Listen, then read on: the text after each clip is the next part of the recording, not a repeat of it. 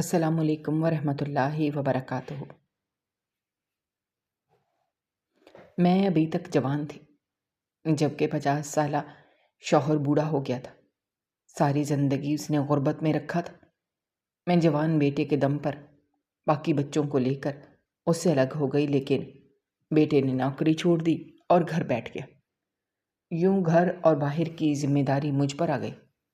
میں بہت خوار ہوئی، میرا سارا حسن ختم ہو گیا۔ 10 سال بعد ایک سیٹھ کے گھر کام کرنے کی بات کرنے گئی تو سیٹھ کون تھا یہ دیکھ کر جان نکل گئی، کیونکہ وہ تو میرا نام سونیا ہے۔ میری شادی بہت کم عمری میں ہو گئی تھی۔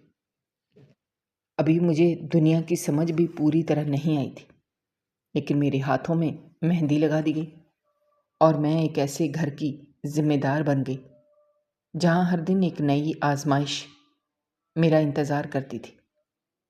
شادی کے پہلے ہی سال اللہ نے مجھے ایک بیٹے کی نعمت عطا کر دی۔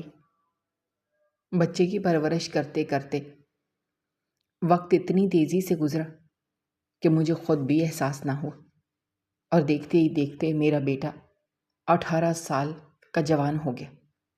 میں خود بھی آئینے میں دیکھتی تو مجھے محسوس ہوتا کہ عمر نے ابھی تک میرے چہرے پر زیادہ اثر نہیں ڈالا تھا۔ لوگ اکثر کہتے تھے کہ میں اپنی عمر سے کافی کم لگتی ہوں، لیکن دوسری طرف میرا شوہر تھا، وہ مجھ سے عمر میں کافی بڑا تھا۔ اب اس کے بال مکمل سفید ہو چکے تھے، لمبی بے ترتیب داڑھی بھی پوری سفید تھی۔ اس نے جیسے اپنی شخصیت کی طرف دیکھنا ہی چھوڑ دیا تھا۔ نہ کبھی بالوں میں رنگ لگاتا، نہ کبھی داڑھی کو درست کرواتا، نہ لباس کی پرواہ کرتا۔ اگر ہم دونوں کہیں بازار چلے جاتے تو لوگ حیرت سے ہماری طرف دیکھتے۔ کئی مرتبہ میں نے لوگوں کو آپس میں یہ کہتے ہوئے سنا کہ شاید یہ اس کی بیٹی ہو۔ شروع میں مجھے ان باتوں پر ہنسی آتی تھی، پھر آہستہ آہستہ یہی باتیں میرے دل میں چبھنے لگی۔ مجھے محسوس ہونے لگا کہ میں نے اپنی پوری جوانی ایک ایسے انسان کے ساتھ گزار دی جس نے نہ کبھی میری خواہشوں کو سمجھا اور نہ ہی میری زندگی کو آسان بنانے کی کوشش کی۔ میرا بیٹا ابھی پڑھ رہا تھا، کوئی مستقل ملازمت نہیں کرتا تھا، مگر کبھی کبھی اپنے ایک دوست کے ساتھ بس اڈے پر ٹکٹ فروخت کرنے کا کام کر لیتا تھا۔ وہ روزانہ نہیں جاتا تھا، مگر جب بھی جاتا اچھے خاصے پیسے کما کر لے آتا۔ شام کو گھر آتے ہی بغیر کچھ کہے اپنی پوری کمائی میرے ہاتھ پر رکھ دیتا۔ میں حیران ہو کر اس کی طرف دیکھتی رہ جاتی۔ میرے دل میں بار بار یہی خیال آتا کہ اتنے پیسے تو میرے شوہر نے اپنی پوری زندگی میں کبھی میرے ہاتھ پر نہیں رکھے۔ اس نے ہمیشہ مجھے غربت میں رکھا۔ جب بھی میں کسی ضرورت کی بات کرتی تو ایک ہی جواب دیتا کہ دنیا میں ہم سے بھی زیادہ غریب لوگ موجود ہیں، اللہ کا شکر کرو کہ 2 وقت کی روٹی تو مل رہی ہے۔ میں بھی برسوں یہی سوچ کر خاموش رہی، مگر انسان صرف روٹی پر تو پوری زندگی نہیں گزار سکتا۔ میری بھی چھوٹی چھوٹی خواہشیں تھیں۔ میرا بھی دل چاہتا تھا کہ گھر میں ایک اچھا بڑا ٹی وی ہو، ایک خود کار واشنگ مشین ہو،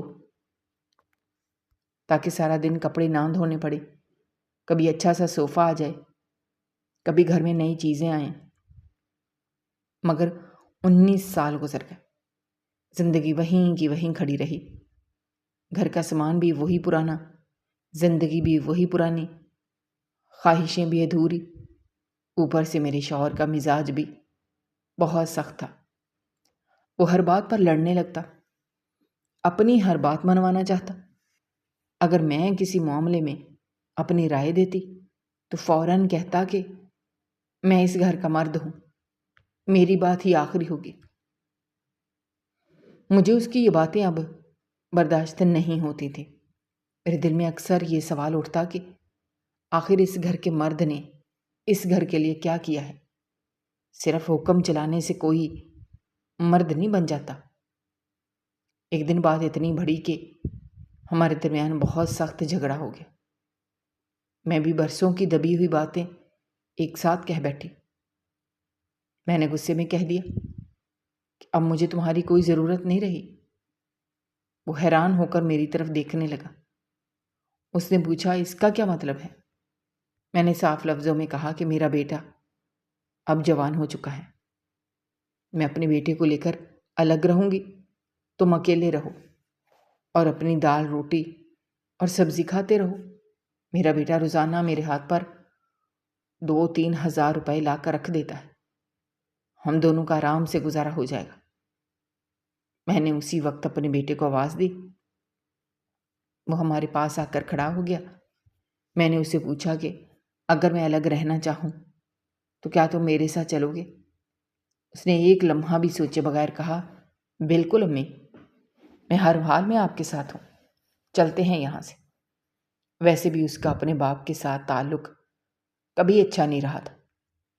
اس کا باپ ہر وقت اسے روکتا ٹوکتا رہتا تھا، کبھی کہتا یہ بال کیسے بنا رکھے ہیں، کبھی کہتا مونچھیں رکھو، کبھی کہتا یہ آج کل کے فیشن چھوڑو۔ ہر وقت کسی نہ کسی بات پر اسے ڈانٹتا رہتا۔ اسے شاید یہ احساس ہی نہیں تھا کہ زمانہ بدل چکا ہے۔ میرا بیٹا لمبے بالوں میں واقعی بہت خوبصورت لگتا تھا۔ اس کی شخصیت پر وہ انداز اچھا لگتا تھا، مگر اس کے باپ کو ہر نئی چیز سے مسئلہ ہوتا تھا۔ اس دن میں نے 19 سال پرانا رشتہ چھوڑنے کا فیصلہ کر لیا۔ میں نے اپنے ضروری کپڑے سمیٹے، بیٹے نے بھی سامان اٹھایا، ہم دونوں اس گھر سے نکل آئے۔ میرے شوہر کو یقین تھا کہ ہم 1-2 دن بعد واپس آ جائیں گے۔ اس نے ہمیں روکنے کی بھی کوئی خاص کوشش نہیں کی۔ شاید وہ یہی سمجھتا تھا کہ باہر جا کر ہمیں اپنی غلطی کا احساس ہو جائے گا، مگر ایسا نہیں ہوا۔ ہم نے شہر کے ایک پرسکون علاقے میں ایک چھوٹا سا کرائے کا گھر لیا۔ گھر اگرچہ بہت بڑا نہیں تھا، مگر مجھے وہ اپنے پرانے گھر سے کہیں زیادہ اچھا لگتا تھا۔ ہم نے آہستہ آہستہ ضرورت کا سامان بھی خرید لیا۔ میرے بیٹے نے مجھ سے وعدہ کیا کہ ایک ایک چیز نئی لے کر آئے گا اور اس گھر کو خوبصورت بنا دے گا۔ اب میری زندگی بدل چکی تھی۔ میں صبح سکون سے اٹھتی، اپنے لیے ناشتہ بناتی، گھر صاف کرتی، شام کو اپنے بیٹے کا انتظار کرتی۔ وہ روزانہ 2-3 ہزار روپے لا کر میرے ہاتھ پر رکھ دیتا۔ میں خوشی خوشی بازار جاتی، اچھی اچھی سبزیاں خریدتی، گوشت خریدتی، مزے مزے کے کھانے بناتی۔ ہم دونوں سکون سے بیٹھ کر کھاتے، باتیں کرتے، اور مجھے لگنے لگا تھا کہ شاید اب جا کر میں واقعی اپنی مرضی کی زندگی جینا شروع ہوئی ہوں۔ شروع میں تو مجھے یہ نئی زندگی کسی خواب سے کم نہیں لگتی تھی۔ صبح اٹھنے کی کوئی جلدی نہیں ہوتی تھی، نہ کسی کے لیے جلدی جلدی ناشتہ بنانا پڑتا تھا، نہ کسی کی ڈانٹ سننی پڑتی تھی۔ جب دل چاہتا سوتی، جب دل چاہتا جاگتی۔ لیکن انسان کو یہ احساس بہت دیر سے ہوتا ہے کہ آرام بھی ایک حد تک ہی اچھا لگتا ہے۔ جب بندہ روز اچھا کھانا کھانے لگے تو پھر نیند بھی خوب آنے لگتی ہے۔ میں رات کو دیر تک جاگتی، ٹی وی دیکھتی، موبائل استعمال کرتی، پھر سکون سے سو جاتی۔ کبھی 12 بجے آنکھ کھلتی، کبھی اس سے بھی دیر ہو جاتی۔ مجھے کوئی فکر نہیں ہوتی تھی، کیونکہ گھر میں صرف ہم دونوں ہی تھے۔ میرا بیٹا صبح ایک دفعہ کام پر چلا جاتا، شام کو واپس آتا۔ میں دن میں رات کا بچا ہوا سالن گرم کر کے کھا لیتی، کبھی دل کرتا تو باہر سے کچھ منگوا لیتی۔ اس طرح میری زندگی میں وقت کی کوئی پابندی باقی نہیں رہی تھی۔ لیکن ایک دن میری آنکھ کھلی تو میں نے دیکھا کہ میرا بیٹا بھی ابھی تک سو رہا ہے۔ میں حیران رہ گئی۔ میں نے اسے ہلا کر اٹھایا اور کہا، اٹھو، صبح صبح بس اڈے پر زیادہ مسافر آتے ہیں، اگر تم اب جاؤ گے تو آدھا دن نکل جائے گا۔ وہ بڑی مشکل سے اٹھا، آہستہ آہستہ تیار ہوا، پھر کام کو چلا گیا۔ شام کو واپس آیا تو اس کے ہاتھ میں صرف 1,000 روپے تھے۔ میں نے حیرت سے پوچھا، باقی پیسے کہاں ہیں؟ اس نے کہا، دیر سے گیا تھا، کام کم ملا۔ میں نے زیادہ توجہ نہیں دی، مگر اگلے دن پھر یہی ہوا، پھر تیسرے دن بھی۔ اب میرے دل میں پریشانی بڑھنے لگی۔ میں نے حساب لگایا تو سمجھ آیا کہ چند ہی دنوں میں کرائے کی تاریخ آنے والی ہے، اس کے بعد بجلی کا بل بھی آ جائے گا، اور میرے پاس اتنے پیسے نہیں ہوں گے کہ دونوں چیزیں ادا کر سکوں۔ میں نے ایک دن اسے پیار سے سمجھایا کہ بیٹا صبح جلدی اٹھا کرو۔ وہ ہنس کر بولا کہ امی، جوانی میں تو بہت نیند آتی ہے، آپ بھی تو جوانی میں سوتی ہوں گی۔ میں نے فوراً کہا، نہیں، میں نے اپنی جوانی میں اتنا کام کیا ہے کہ سونے کا وقت ہی نہیں ملتا تھا۔ جو جوانی میں سوتا رہتا ہے وہ بڑھاپے میں جا کر پچھتاتا ہے۔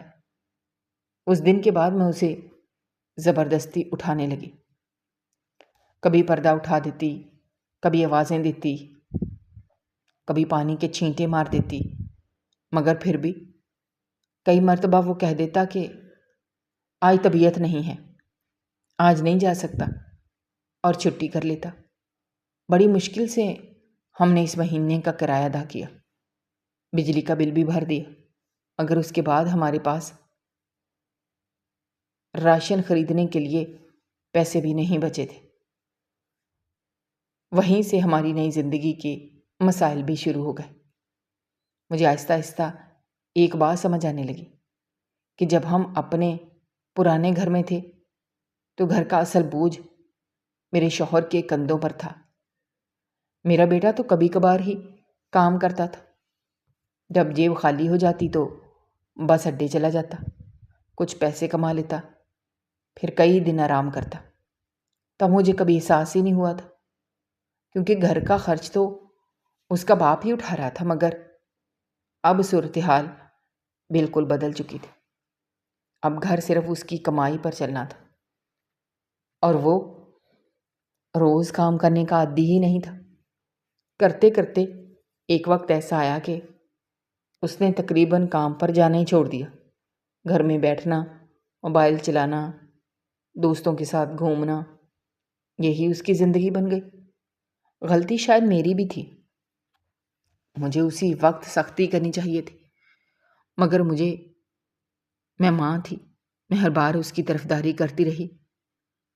جب وہ کئی دن گھر بیٹھا رہا، میں نے اسے زیادہ کچھ نہیں کہا، بلکہ اپنے کانوں میں پہنے ہوئے سونے کے بھاری ٹاپس اتار لیے۔ وہ میری شادی کے وقت کے تھے۔ سونے کی قیمت بھی ان دنوں بہت زیادہ چل رہی تھی۔ جب میں نے وہ بیچے تو اتنے پیسے مل گئے کہ 2-3 مہینے آرام سے گزر سکتے تھے، مگر انہی 2-3 مہینوں نے میرے بیٹے کو اور بھی زیادہ آرام پسند بنا دیا۔ اب جب میں اسے کہتی کہ کام پر جاؤ تو وہ صبح گھر سے تو نکل جاتا، مگر شام کو آ کر کہتا آج کوئی کام ہی نہیں ملا۔ کبھی کہتا بہت رش تھا، کبھی کہتا دوستوں کے ساتھ بیٹھ گیا تھا، کبھی کہتا طبیعت نہیں تھی۔ مجھے اندر ہی اندر احساس ہونے لگا تھا کہ وہ سچ نہیں بول رہا، مگر میں پھر بھی خاموش رہی۔ آہستہ آہستہ وہ دن بھی آ گیا جب ہمارے پاس کرایہ دینے کے لیے 1 روپیہ بھی موجود نہیں تھا۔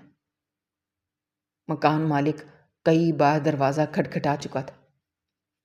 آخرکار میں نے بڑی شرمندگی کے ساتھ اس سے کہا کہ اس مہینے معاف کر دیں، اگلے مہینے دونوں مہینوں کا کرایہ ایک ساتھ دے دیں گے۔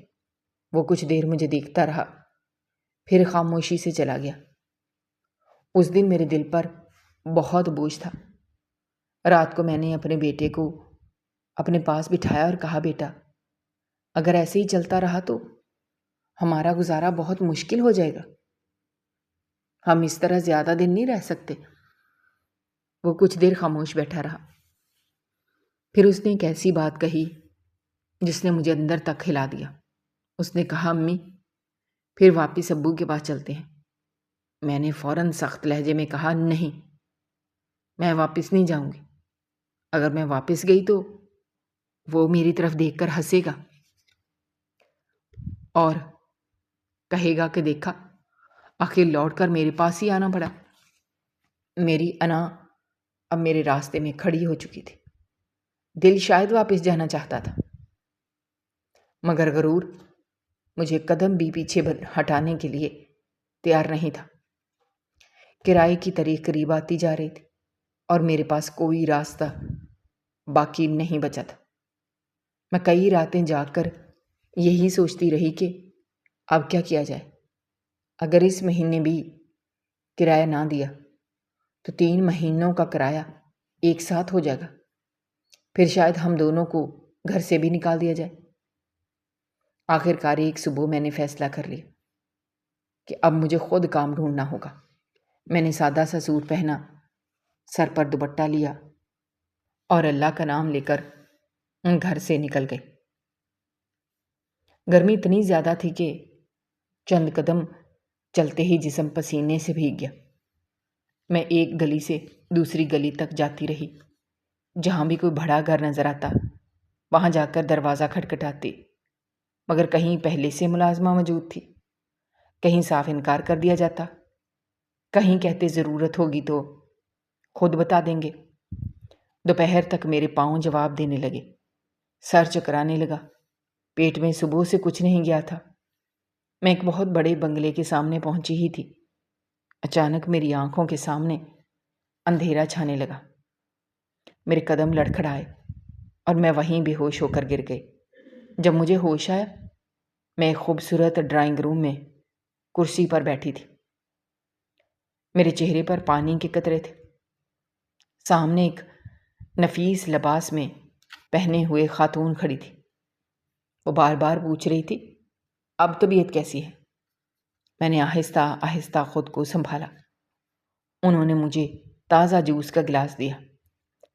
میں نے چند گھونٹ پیے تو طاقت واپس آ گئی۔ انہوں نے نرمی سے پوچھا، تم اس حالت میں باہر کیا کر رہی تھی؟ میں نے سچ صرف آدھا بتایا۔ میں نے کہا کام ڈھونڈ رہی تھی، شاید گرمی کی وجہ سے طبیعت خراب ہو گئی۔ انہوں نے پوچھا گھر میں اور کون ہے؟ میں ایک لمحے کے لیے رکی، پھر نہ جانے میں نے کیوں جھوٹ بول دیا۔ میں نے کہا میں اکیلی ہوں۔ وہ چند لمحے مجھے دیکھتی رہی، پھر بولی، تمہیں کھانا بنانا آتا ہے؟ میں نے فوراً کہا جی، میں بہت اچھا کھانا بنا لیتی ہوں۔ وہ ہلکا سا مسکرائیں اور کہنے لگی، میں کافی عرصے سے اپنے گھر کے لیے ایک اچھی باورچن تلاش کر رہی ہوں۔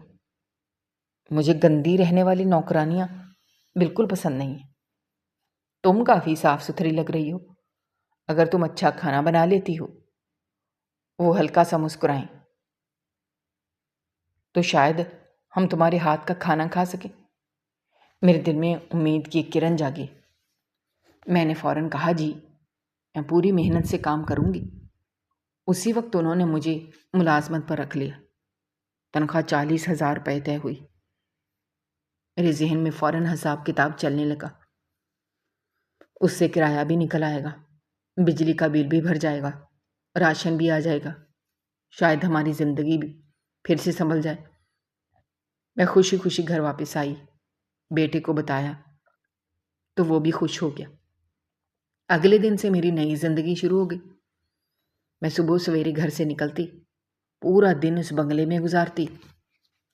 شروع میں مجھے یہی بتایا گیا تھا کہ صرف کھانا بنانا ہوگا، مگر چند ہی دنوں میں حقیقت سامنے آ گئی۔ صرف سالن اور روٹیاں بنانا ہی میرا کام نہیں تھا، پورا کچن میرے حوالے تھا۔ صبح سے شام تک کبھی برتن دھو رہی ہوتی، کبھی سنک صاف کر رہی ہوتی، کبھی چولہا چمکا رہی ہوتی، کبھی فریج دھو رہی ہوتی، کبھی شیلف صاف کر رہی ہوتی، چائے بھی بنانی پڑتی، ناشتہ بھی تیار کرنا پڑتا، دوپہر کا کھانا بھی، شام کی چائے بھی، رات کا کھانا بھی، اور ہر مرتبہ برتن بھی مجھے ہی دھونے پڑتے۔ ایک دن بیگم صاحبہ میرے پاس آئیں، کہنے لگی آج دوسری نوکرانی نہیں آئی، ذرا پورے گھر کی صفائی بھی کر دو۔ میں کیسے انکار کرتی؟ میں نے جھاڑو بھی لگایا، پوچھا بھی کیا، فرنیچر بھی صاف کیا، سیڑھیاں بھی دھوئیں۔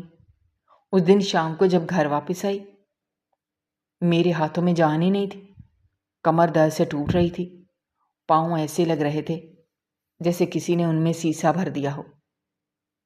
آہستہ آہستہ مجھے احساس ہونے لگا کہ اپنے گھر کا کام کرنا اور چیز ہے، دوسروں کے گھر کا کام کرنا بالکل الگ بات ہے۔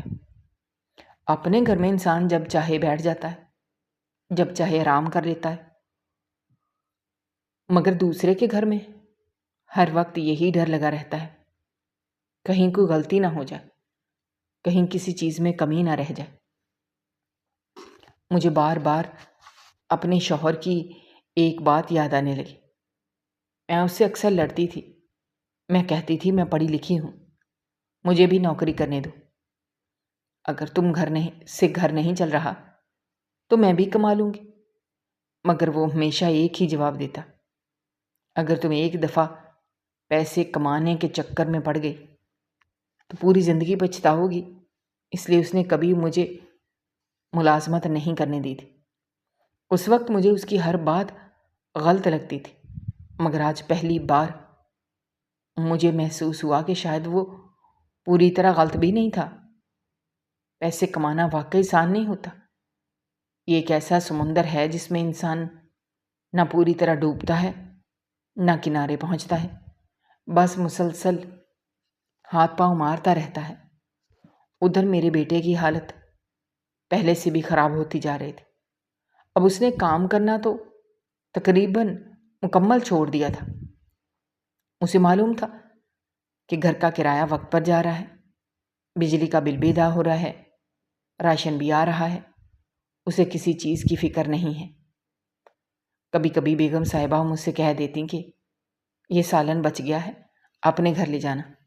کبھی چکن بچ جاتا، کبھی گوشت، کبھی پھل زیادہ آ جاتے۔ اگر کوئی چیز خراب ہونے کے قریب ہوتی یا ان کے بچے نہ کھاتے تو وہ مجھے دے دیتی۔ وہ جھوٹا کھانا نہیں ہوتا تھا، بس ان کے فریج میں اتنا سامان ہوتا تھا کہ انہیں فرق ہی نہیں پڑتا تھا۔ میں وہ سب چیزیں خوشی خوشی گھر لے آتی اور میرا بیٹا مزے سے کھا لیتا۔ جتنی میری محنت بڑھ رہی تھی اتنا ہی اس کا آرام بھی بڑھتا جا رہا تھا۔ مجھے اپنے شوہر پر بھی بہت غصہ آتا تھا۔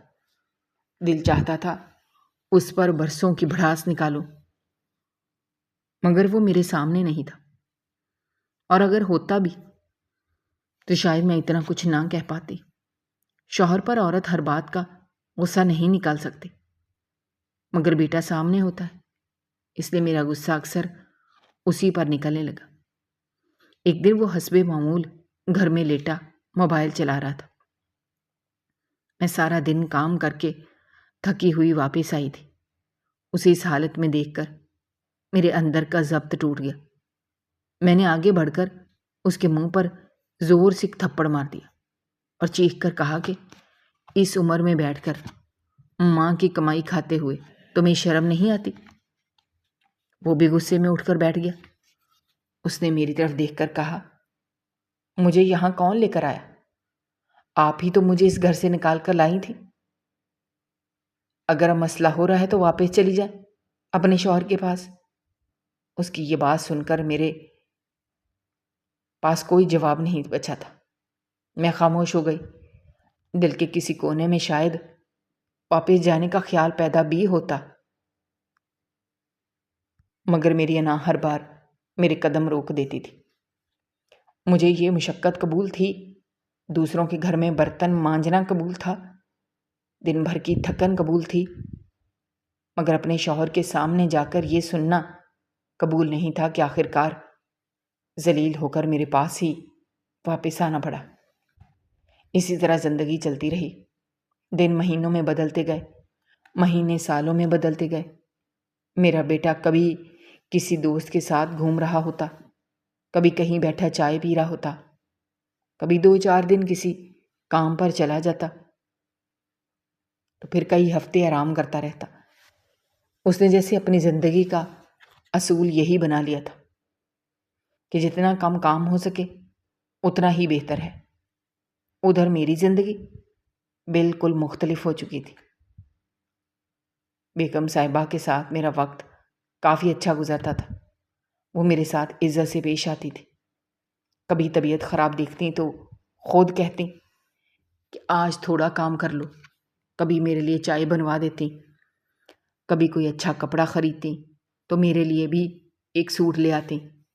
آہستہ آہستہ مجھے بھی اس زندگی کی عادت پڑنے لگی۔ صبح سویرے اٹھنا، وقت پر کام پر جانا، پورا دن محنت کرنا، پھر شام کو واپس آنا۔ اب یہ سب میری روزمرہ کی زندگی بن چکا تھا۔ اس محنت کے کچھ فائدے بھی تھے۔ جب دل چاہتا اپنی پسند کا سوٹ خرید لیتی، کبھی بازار سے اپنی پسند کی کوئی چیز کھا لیتی، کبھی اپنے لیے جوتی لے آتی۔ یہ آزادی پہلے میری زندگی میں نہیں تھی، لیکن اس آزادی کی قیمت بھی بہت بڑی تھی۔ سارا دن دوسروں کے گھر کام کرنے کے بعد جب شام کو اپنے گھر آتی تو اپنے گھر کے کام بھی میرا ہی انتظار کر رہے ہوتے۔ کھانا بھی مجھے ہی بنانا ہوتا، صفائی بھی مجھے ہی کرنی ہوتی، کپڑے بھی مجھے ہی دھونے ہوتے، اور میرا بیٹا پہلے کی طرح آرام سے بیٹھا رہتا۔ اسے شاید اب یہ سب معمول لگنے لگا تھا۔ پتہ ہی نہیں چلا کب 4-5 سال گزر گئے۔ ایک دن بیگم صاحبہ نے مجھے اپنے پاس بٹھایا۔ ان کے چہرے پر خوشی بھی تھی اور اداسی بھی۔ انہوں نے کہا، سونیا، ایک بات کرنی ہے۔ میں خاموشی سے ان کی طرف دیکھنے لگی۔ وہ بولی، ہم لوگ ہمیشہ کے لیے بیرون ملک جا رہے ہیں۔ میرے ہاتھ ایک لمحے کے لیے رک گیا۔ مجھے یوں لگا جیسے میرے پاؤں کے نیچے سے زمین نکل گئی ہو۔ انہوں نے میری پریشانی محسوس کر لی۔ فوراً بولی کہ جانے سے پہلے تم ایک کام کر دو، ہماری شفٹنگ میں مدد کرو، جو سامان پیک کرنا ہے وہ کروا دو، اس کے پیسے میں تمہیں الگ سے دے دوں گی۔ میں نے دھیمی آواز میں پوچھا، پھر میرے کام کا کیا ہوگا؟ انہوں نے کچھ دیر سوچا، پھر بولی کہ ایک راستہ ہے۔ میرے شوہر کا ایک بہت اچھا دوست ہے، انہوں نے ابھی پچھلے بلاک میں نیا بنگلہ لیا ہے، انہیں بھی ایک ملازمہ کی ضرورت ہے۔ میں تمہیں ان کے گھر کا پتہ دے دوں گی، تم وہاں جا کر میرا نام لے لینا، مجھے امید ہے وہ تمہیں رکھ لیں گے۔ میرے دل کو کچھ سکون ملا۔ میں نے کہا، یہ تو بہت اچھی بات ہے۔ انہوں نے فوراً ایک اور بات کہی، دیکھو، وہاں صرف کھانا نہیں بنانا ہوگا، باقی گھریلو کام بھی کرنے پڑیں گے۔ میں چند لمحے خاموش رہی، پھر مسکرا کر کہا، اب تو مجھے ہر طرح کے کام کی عادت ہو گئی ہے، میں کر لوں گی۔ اگلے کئی دن ہم دونوں صرف شفٹنگ میں لگے رہے، الماریاں خالی کرنا، برتن پیک کرنا، فرنیچر کی صفائی کرنا، سامان الگ الگ ڈبوں میں رکھنا۔ ہر روز رات کو جب گھر پہنچتی تو ایسا محسوس ہوتا جیسے جسم کا ایک ایک جوڑ جواب دے چکا ہو۔ ایک رات میں کپڑے بدلنے کے لیے آئینے کے سامنے کھڑی ہوئی، کافی دیر خاموشی سے خود کو دیکھتی رہی۔ پھر نہ جانے کیوں میری آنکھوں میں آنسو آ گئے۔ یہ وہ چہرہ نہیں تھا جو چند سال پہلے تھا۔ دھوپ میں روز آنا جانا، دن رات کی محنت، ہر وقت کی تھکن، فکر اور پریشانی، ان سب نے میری ساری خوبصورتی آہستہ آہستہ چھین لی تھی۔ میرے چہرے پر جھریاں نمایاں ہونے لگی تھی، رنگ پہلے جیسا نہیں رہا تھا، بالوں میں بھی سفیدی جھانکنے لگی تھی۔ میں بھی اب پہلے جیسی جوان نہیں لگتی تھی۔ میں نے خود پر نظر ڈالی تو احساس ہوا کہ میں نے بھی اپنا خیال رکھنا چھوڑ دیا تھا۔ اسی لمحے مجھے اپنے شوہر کی ایک پرانی بات یاد آ گئی۔ وہ کہا کرتا تھا کہ جو لوگ صبح سے شام تک صرف پیسے کمانے کی فکر میں رہتے ہیں، انہیں اپنے لیے وقت ہی نہیں ملتا۔ اس وقت مجھے اس کی ہر بات غلط لگتی تھی، مگر آج میں خود اسی زندگی کا حصہ بن چکی تھی۔ میری صبح پیسے کے لیے شروع ہوتی، رات بھی پیسے کی فکر میں ختم ہوتی، اب مجھے سمجھ آنے لگا تھا کہ مسلسل محنت انسان کے جسم سے پہلے اس کی رونق چھین لیتی ہے۔ اسی رات نہ جانے کیوں اچانک میرے دل میں میرے شوہر کا خیال آیا۔ میں دیر تک سوچتی رہی۔ میں نے 19 سال اسے اپنے ہاتھ سے کھانا کھلا کر گزارے تھے، ہر وقت اس کی ضرورت کا خیال رکھا تھا۔ پھر اتنے سالوں سے وہ اکیلا کیسے رہ رہا ہوگا؟ کھانا کون بناتا ہوگا؟ کپڑے کون دھوتا ہوگا؟ گھر کی صفائی کون کرتا ہوگا؟ یہ سارے سوال میرے ذہن میں ایک ساتھ آنے لگے۔ پہلی بار مجھے محسوس ہوا کہ شاید مجھے غصے میں اپنا گھر چھوڑ کر نہیں آنا چاہیے تھا۔ شاید کچھ باتیں برداشت کر لینی چاہیے تھی۔ شاید بیٹھ کر مسئلہ حل کرنے کی کوشش کرنی چاہیے تھی، مگر اب ان سوچوں کا کوئی فائدہ نہیں تھا۔ بہت دیر ہو چکی تھی۔ اب میں کس منہ سے واپس جاتی؟ میری انا آج بھی میرے راستے میں کھڑی تھی۔ 2 دن بعد بیگم صاحبہ ہمیشہ کے لیے چلی جانے والی تھی۔ میں نے دل ہی دل میں فیصلہ کیا کہ پہلے ان کے بتائے ہوئے نئے بنگلے پر جا کر کام کی بات کروں گی۔ شاید وہاں تنخواہ پہلے سے زیادہ مل جائے۔ شاید میری زندگی کا اگلا باب وہیں سے شروع ہو۔ میں نے بیگم صاحبہ کے گھر کی شفٹنگ کا آخری کام مکمل کیا۔ آخری ڈبہ بھی گاڑی میں رکھوایا۔ انہوں نے جاتے جاتے مجھے گلے لگایا، میرے ہاتھ میں کچھ اضافی پیسے رکھے، پھر ایک کاغذ پر نئے بنگلے کا پتہ لکھ کر دیا اور کہا وہاں جا کر میرا نام لینا۔ میں نے ان کا شکریہ ادا کیا، پھر ایک لمبی سانس لے کر اس نئے پتے کی طرف روانہ ہو گئے۔ کچھ ہی دیر بعد میں اس بنگلے کے سامنے کھڑی تھی۔ باہر سے ہی اندازہ ہو رہا تھا کہ یہ گھر ابھی خریدا گیا ہے۔ مرکزی دروازے کے قریب بڑے بڑے ڈبے رکھے ہوئے تھے۔ کچھ نیا فرنیچر پلاسکٹ میں لپٹا ہوا تھا۔ ایک طرف گملے پڑے تھے، دوسری طرف لکڑی کی الماریاں۔ اندر لے جانے کی تیاری ہو رہی تھی۔ 2 مزدور سامان اٹھا رہے تھے۔ ایک نوکر ان سب کو ہدایت دے رہا تھا۔ پورا گھر نئی زندگی کی خوشبو سے بھرا ہوا محسوس ہو رہا تھا۔ میں آہستہ آہستہ چلتی ہوئی اس نوکر کے پاس گئی۔ میں نے کہا کہ بیٹا ذرا اپنے صاحب کو بلا دیں، انہیں کہہ دیں کہ اسفرا بیگم صاحبہ نے بھیجا ہے، کام کے سلسلے میں بات کرنی ہے۔ اس نے ادب سے سر ہلایا، پھر بولا آپ ذرا یہاں برآمدے میں بیٹھ جائیں، میں ابھی پوچھ کر آتا ہوں۔ میں خاموشی سے برآمدے میں رکھی ایک کرسی پر بیٹھ گئی۔ میرے دل کی دھڑکن تیز ہو رہی تھی۔ یہ نوکری مل جاتی تو میری زندگی پھر سے سنبھل سکتی تھی۔ کچھ دیر بعد وہ نوکر واپس آیا۔ اس نے کہا صاحب اندر بیٹھے ہیں، آپ اندر آ کر بات کر لیں۔ میں اٹھ کر اس کے ساتھ اندر چلی گئی۔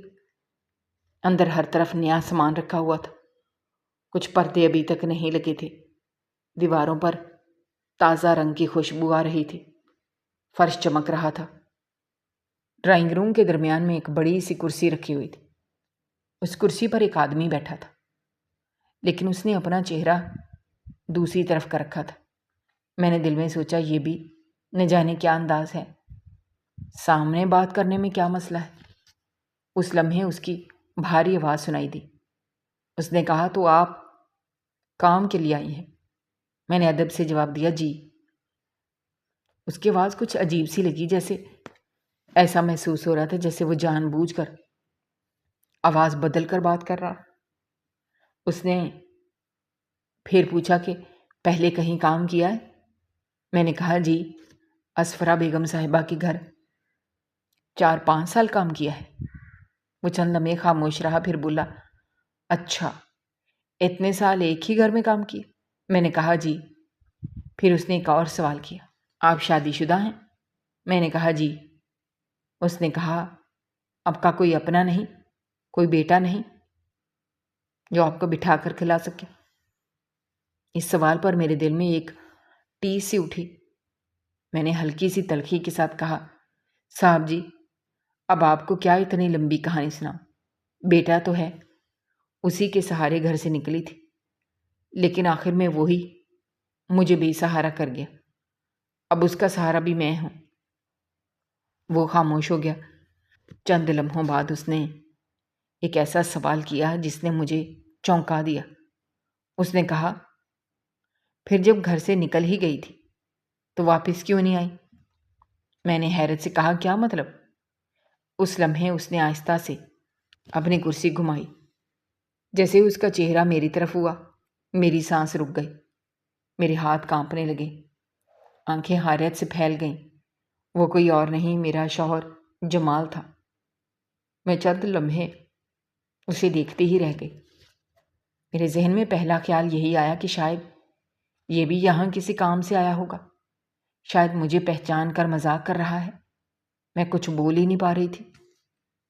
وہ میری طرف دیکھ کر ہلکا سا مسکرایا، پھر بولا، اس وقت تو بڑی ناراض ہو کر گئی تھی، اتنے سال دوسروں کے گھروں میں کام کرتی رہی، لیکن ایک بار بھی میرے پاس واپس نہیں آئی۔ میں نے بمشکل اپنے الفاظ سنبھالے اور کہا کہ آپ یہاں کیا کر رہے ہیں؟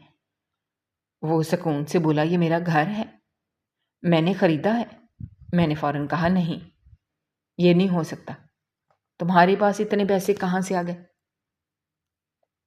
یہ سب جھوٹ ہے۔ وہ ہلکا سا مسکرایا۔ اس کی مسکراہٹ میں نہ غرور تھا نہ طنز، صرف ایک عجیب سا سکون تھا۔ وہ بولا، کبھی کبھی دو لوگ جب ساتھ ہوتے ہیں تو ان دونوں کی قسمت ایک ہی راستے پر چلتی رہتی ہے، پھر اگر وہ الگ ہو جائیں تو کبھی دونوں برباد ہو جاتے ہیں اور کبھی دونوں کی قسمت الگ الگ رخ اختیار کر لیتی ہے۔ تم مجھ سے الگ ہو کر شاید برباد ہو گئی اور میں آباد ہو گیا۔ میں خاموشی سے اسے دیکھتی رہی۔ وہ آہستہ سے بولا کہ تمہارے جانے کے کچھ عرصے بعد میرا 2 کروڑ کا پرائز بانڈ نکل آیا۔ اسی رقم سے میں نے 1.5 کروڑ روپے لگا کر یہ بنگلہ خرید لیا، باقی پیسوں سے ایک چھوٹا سا کاروبار شروع کیا۔ اللہ نے اس میں بھی برکت دی، گاڑی خرید لی، یہ گھر خرید لیا، اب اس کا سامان آ رہا ہے، چند ہی دنوں میں سب کچھ مکمل ہو جائے گا۔ اس کی ایک ایک بات سنتی جا رہی تھی۔ مجھے یقین ہی نہیں آ رہا تھا کہ جس آدمی کو میں غریب سمجھ کر چھوڑ آئی تھی، آج وہ اتنے بڑے بنگلے کا مالک بن کر میرے سامنے بیٹھا تھا۔ میرے دل میں ایک عجیب سا احساس پیدا ہوا، پچھتاوا بھی تھا، شرمندگی بھی تھی اور اپنی قسمت پر افسوس بھی۔ لیکن مجھے یہ بھی معلوم تھا کہ میں نے جس طرح اسے چھوڑا تھا، اس کے بعد وہ مجھے کبھی اپنی زندگی میں واپس جگہ نہیں دے گا۔ میں نے خود کو سنبھالا، پھر دھیمی آواز میں کہا، ٹھیک ہے، پھر میرا یہاں کام کرنا مناسب نہیں، میں چلتی ہوں۔ یہ کہہ کر میں مڑ گئی۔ میں ابھی چند قدم ہی چلی تھی کہ اچانک کسی نے پیچھے سے میرا بازو پکڑ لیا۔ میں رک گئی۔ جمال میرے قریب آ چکا تھا۔ اس نے آہستہ سے مجھے اپنی طرف موڑا۔ اس کی آنکھوں میں وہ سختی نہیں تھی جس سے میں ہمیشہ ڈرتی تھی، بلکہ برسوں کی جدائی اور انتظار صاف دکھائی دے رہا تھا۔ اس نے دھیمی آواز میں کہا کہ ابھی تک ناراض ہو، اب تو معاف کر دو۔ اتنی لمبی ناراضی کافی نہیں ہوئی کیا؟ مجھے چھوڑ کر پھر کہاں جاؤ گی؟ تمہارے بغیر اس گھر میں کیا کروں گا؟ کیا دوسری شادی کر لوں؟ اس کی یہ بات سنتے ہی میری آنکھوں میں آنسو بھر آئے۔ میں کچھ بھی بول نہ سکی، میرے ہونٹ کانپنے لگے۔ اگلے ہی لمحے اس نے مجھے اپنے سینے سے لگا لیا۔ میں برسوں بعد اس کے سینے سے لگی تو ایسا لگا جیسے میری ساری تھکن ایک ہی لمحے میں اتر گئی ہو۔ وہ میرے سر پر ہاتھ پھیرتے ہوئے بولا کہ پاگل عورت، مجھے سب پتا تھا، مجھے معلوم تھا تم کن حالات میں زندگی گزار رہی ہو، مجھے یہ بھی معلوم تھا کہ تم کہاں کام کرتی ہو۔ میں ہر روز یہی سوچتا تھا کہ شاید آج تم واپس آ جاؤ گی، پھر میں بھی اپنی انا میں بیٹھا رہا، تم بھی انا میں کھڑی رہی، آخر میں جیت کسی کی بھی نہیں ہوئی، ہم دونوں ہی ہار گئے۔ اور مزید ایسا نہیں ہوگا، اب ہم اپنی انا کو دوبارہ درمیان میں نہیں آنے دیں گے۔ اس نے میرے آنسو صاف کرتے ہوئے کہا کہ اللہ نے یہ سب کچھ مجھے تمہارے لیے دیا ہے۔ برے وقت میں تم میرے ساتھ تھی، جیسے بھی حالات تھے، جیسے بھی ہم رہتے تھے۔ تم نے 19 سال میرے ساتھ گزارے، تو کیا میں اچھا وقت آنے پر تمہیں بھول جاتا؟ میں ایسا انسان نہیں ہوں۔ پھر وہ مسکرایا اور بولا، مجھے پہلے ہی معلوم تھا تم اس بنگلے میں کام مانگنے آؤ گی، اسی لیے میں نے اپنے دوست سے کہا تھا کہ وہ تمہیں میرے پاس بھیج دے۔ میں تمہیں حیران کرنا چاہتا تھا۔ یہ گھر اب صرف میرا نہیں ہے، تمہارا بھی ہے۔ یہ گاڑی بھی تمہاری ہے، یہ فرنیچر بھی تمہارا ہے، یہ سارا سکون بھی تمہارا ہے۔ اب باقی زندگی ہم دونوں مل کر سکون سے گزاریں گے۔ پھر اس نے ہلکی سی شرارت سے کہا، ہاں، ایک بندے کا حساب ابھی باقی ہے، وہ تمہارا لاڈلا صاحبزادہ۔ اصل مجرم تو وہ بھی ہے، اسے بھی سیدھا کرنا ہوگا۔ میں اس کی بات سن کر بے اختیار ہنس بھی پڑی اور رونے بھی لگی۔ میرے آنسو نہیں رک رہے تھے۔ جمال گھبرا گیا۔ اس نے جلدی سے مجھے صوفے پر بٹھایا، بار بار کہنے لگا، بس کرو، اب مت رو، جتنا رونا تھا رو چکی ہو، اب خوش ہونے کا وقت ہے۔ پھر اس نے نوکروں کو آواز دی، کہا شام ہونے سے پہلے پورا گھر مکمل سیٹ کرو۔ سب لوگ اپنے اپنے کام میں لگ گئے۔ کوئی پردے لگا رہا تھا، کوئی فرنیچر اپنی جگہ پر رکھ رہا تھا، کوئی برتن سجا رہا تھا۔ شام تک وہ سنسان سا بنگلہ ایک خوبصورت گھر بن چکا تھا۔ ہم دونوں ایک ساتھ بیٹھے ہر چیز کو دیکھ رہے تھے۔ اتنے برسوں بعد پہلی مرتبہ دل کو سکون محسوس ہو رہا تھا۔ پھر ہم دونوں نے ایک فیصلہ کیا۔ ہم نے طے کیا کہ ابھی بیٹے کو کچھ نہیں بتائیں گے، اسے کچھ دن پریشان ہونے دیں۔ وہ جب کرائے والے گھر جائے گا تو وہاں بھی میں نہیں ہوں گی۔ پھر اپنے باپ کے پرانے گھر جائے گا تو وہاں بھی کوئی نہیں ملے گا۔ شاید یہی پریشانیوں سے زندگی کی حقیقت سمجھا دے۔ شاید اسے احساس ہو جائے کہ ماں باپ کی قدر کیا ہوتی ہے۔ ایسا ہی ہوا۔ پورے 15 دن بعد ایک شام دروازے کی گھنٹی بجی۔ نوکر نے جا کر دروازہ کھولا۔ میرا بیٹا باہر کھڑا تھا۔ اس کے کپڑے بکھرے ہوئے تھے، چہرہ مرجھایا ہوا تھا، آنکھیں نیند اور پریشانی سے سرخ ہو رہی تھیں۔ وہ اندر آیا۔ اس نے نظریں اٹھا کر بھی ہماری طرف نہیں دیکھا، خاموشی سے سر جھکائے کھڑا رہا۔ جمال نے کچھ دیر اسے دیکھا، پھر مضبوط لہجے میں کہا کہ اگر اس گھر میں رہنا ہے تو ایک شرط ہوگی، کام کرنا ہوگا، محنت کرنی ہوگی، ورنہ ابھی اسی وقت یہاں سے چلے جاؤ۔ میرے بیٹے نے فوراً سر اٹھایا۔ اس کی آنکھوں میں پچھتاوا صاف نظر آ رہا تھا۔ اس نے کہا، نہیں ابو، اب میں کام کروں گا، جو کہیں گے وہی کروں گا۔ جمال نے اس کے کندھے پر ہاتھ رکھا اور کہا، اب تمہیں باہر دھکے کھانے کی ضرورت نہیں ہے، میری اپنی کمپنی ہے، کل سے وہیں کام شروع کرو گے، مگر یاد رکھنا تنخواہ بھی محنت کے حساب سے ملے گی۔ یہ سن کر میرے بیٹے کی آنکھوں میں آنسو آ گئے۔ اس نے آگے بڑھ کر پہلے اپنے باپ کو گلے لگایا، پھر مجھے گلے لگایا۔ ہم تینوں دیر تک ایک دوسرے سے لپٹے کھڑے رہے۔ اس دن مجھے احساس ہوا کہ کبھی کبھی زندگی کے امتحان انسان کو توڑنے کے لیے نہیں بلکہ اسے سنوارنے کے لیے آتے ہیں۔ اللہ اپنے بندوں کو آزماتا ضرور ہے، مگر اگر انسان صبر کرے اور اپنی غلطیوں سے سبق سیکھ لے تو وہی آزمائش ایک دن اس کی سب سے بڑی نعمت بن جاتی ہے۔ اللہ کا شکر ہے آج ہماری زندگی میں کسی چیز کی کمی نہیں رہی۔ جب کبھی میں اپنے ماضی کو یاد کرتی ہوں تو بے اختیار آنکھیں نم ہو جاتی ہیں۔ وہ دن بھی میری زندگی کا حصہ تھے جب ایک ایک روپے کا حساب کرنا پڑتا تھا، اور آج وہ وقت بھی ہے جب اللہ نے اتنا دیا ہے کہ کبھی کسی چیز کی فکر نہیں رہتی۔ سچ تو یہ کہتے ہیں کہ مشکل کے بعد آسانی آتی ہے، بس انسان کو صبر کا دامن نہیں چھوڑنا چاہیے۔ اللہ اپنے بندوں کو تھوڑا دے کر بھی آزماتا ہے، اور جب بہت کچھ عطا کر دیتا ہے تب بھی آزماتا ہے۔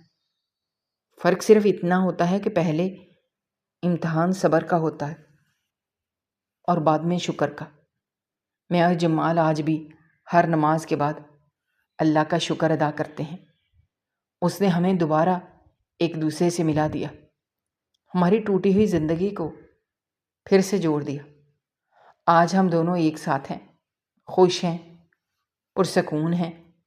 ہمارے گھر میں محبت بھی ہے، سکون بھی ہے، اور وہ عزت بھی ہے جس کی کبھی ہم نے صرف خواہش کی تھی۔ ہم دونوں جہاں دل چاہے گھومنے چلے جاتے ہیں، کبھی پہاڑوں کی سیر کرتے ہیں، کبھی سمندر کے کنارے بیٹھ کر گھنٹوں باتیں کرتے ہیں، کبھی بڑے بڑے شاپنگ مالز میں جا کر اپنی پسند کی چیزیں خریدتے ہیں۔ وہ سارے چھوٹے چھوٹے خواب جو کبھی غربت کی وجہ سے ادھورے رہ گئے تھے، آج اللہ نے ایک ایک کر کے پورے کر دیے ہیں۔ لیکن اس سفر نے ہمیں ایک بات ضرور سکھا دی کہ دولت کا اصل حسن دوسروں کے کام آنے میں ہے۔ اسی لیے ہم کوشش کرتے ہیں کہ جتنا ہو سکے ضرورت مندوں کی مدد کریں، صدقہ دیتے ہیں، خیرات کرتے ہیں، کسی کو فیس بھر دیتے ہیں، کسی کے گھر راشن پہنچا دیتے ہیں، کیونکہ ہم خود وہ دن دیکھ چکے ہیں جو ایک چھوٹی سی مدد بھی انسان کے لیے بہت بڑی نعمت بن جاتی ہے۔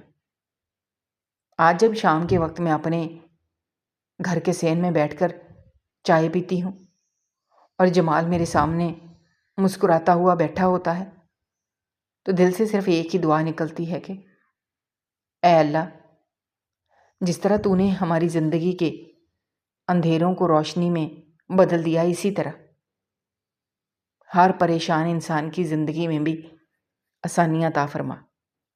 ہمیں امید ہے کہ اب ہماری باقی زندگی بھی اسی محبت اور سکون کے ساتھ گزرے گی، اور بڑھاپا بھی اللہ کی رحمت اور آسانیوں میں بسر ہوگا۔ تو کیا لگتا ہے؟ اپنی زندگی کے تجربات ضرور کمنٹ باکس میں بتائیے گا۔